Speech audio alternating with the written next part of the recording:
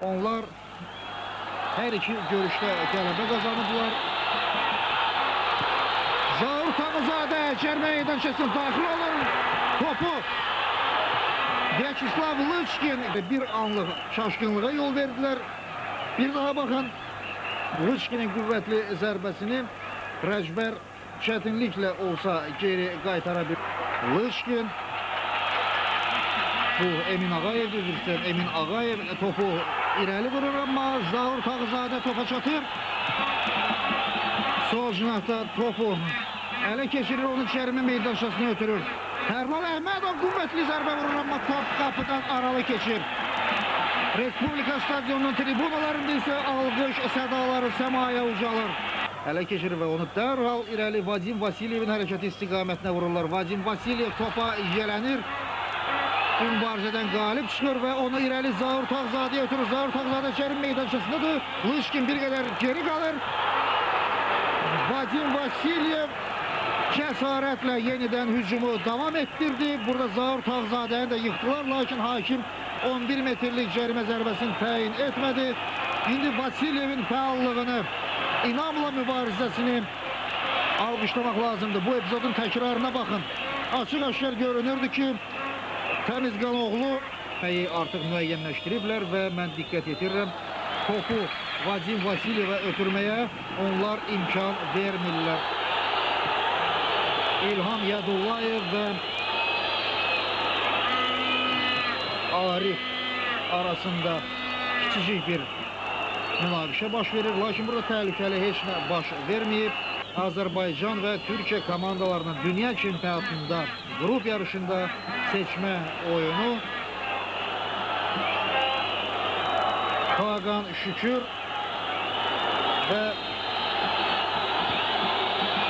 Azərbaycan komandasının müdafiəçisi burada yenidən bir-birləri ilə razılaşmırlar. Qruplar top vurulur və Lychkin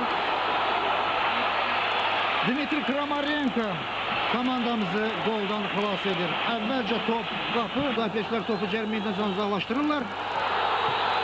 Vyacheslav Lychkin iki müdafiəçinin əhatəsindədir. Topu cərimə meydançasının mərkəzinə ötürür. Türkiyə futbolçuları cərimə zərbəsi vururlar.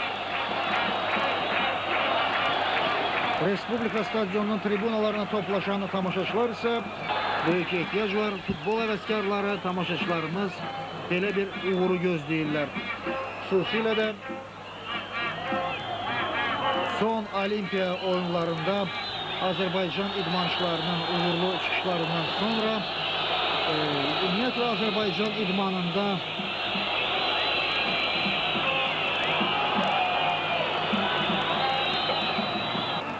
Tərlan Əhmədov oynayır, lakin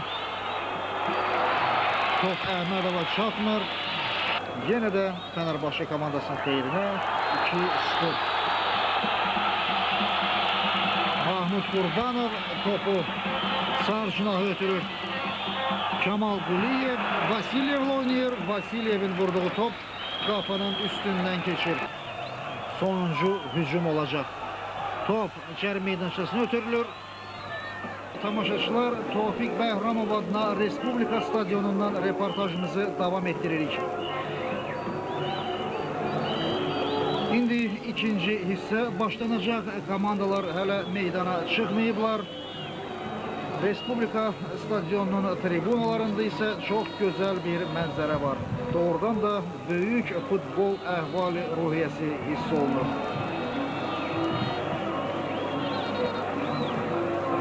Azərbaycan və Türkiyənin dövlət bayraqları qoşa komandasının qapısının dirəyinə dəydi. Təkrar zərbəni isə Dmitri Kramarenko dəf edə bildi. Yenidən Tağızadə topdan keçirmək lazım idi və itirdilər. Budur bu epizodun təkrarına baxın. Bəxtiyar Musayev, daha sonra Zaur Tağızadə bir ağızdan bu görüşdə 3 hal kazanacaklarını bildirildiler. Yalnız bir suala cevap almak lazım gelir.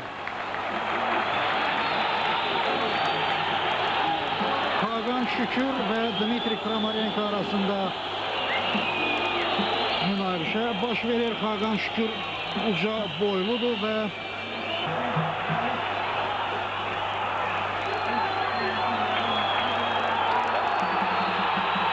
Azərbaycan futbolçuları əks hücuma keçirlər. Zaur Tağzadə sürətlə irəliləyir, onu yıxırlar. Hakim bildirir ki, oyunu davam etdirmək lazımdır. Emin Ağa 5-6 addımlıqda idi. Igor Ponomaryov gol vurulmasını arzulayırlar və onların bu ritimlərindən də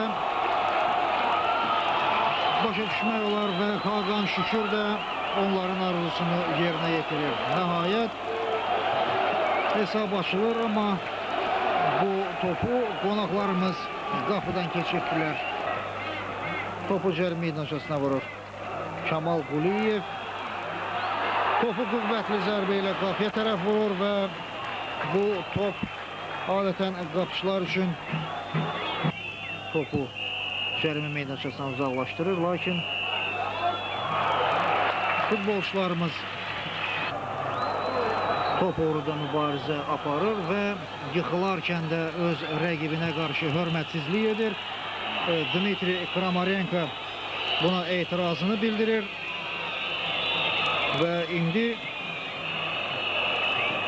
hakim də işə qarışmalı olur.